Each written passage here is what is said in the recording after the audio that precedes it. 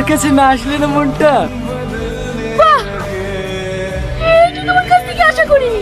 আমি আমার নিজের থেকে তোমাকে বেশি বিশ্বাস করতাম। কেউ কিছু তোমার ব্যাপারে বললে আমি তার সাথে ঝগড়া করতাম। তুমি আমার সাথে এইভাবে বিশ্বাসঘাতকতা করলে। আমার কথাটা শোনো। আর তুমি, আজ তোমার বার্থডে। পাগলের মতো পুরো ঘর সাথে তোমার জন্য অপেক্ষা করছি। আর তুমি এইদিকে একটা মেয়ের সাথে। ছি! দেখো যাওয়ার হয়ে গেছে, এ নিয়ে আর বাড়াবাড়ি করো না। পুরুষ মানুষের আগে তো এরকম হতেই পারে।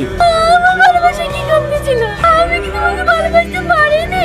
বাপ মা ভাই বোন সবার ভালোবাসা দেখে তোমার অন্তরে চলে।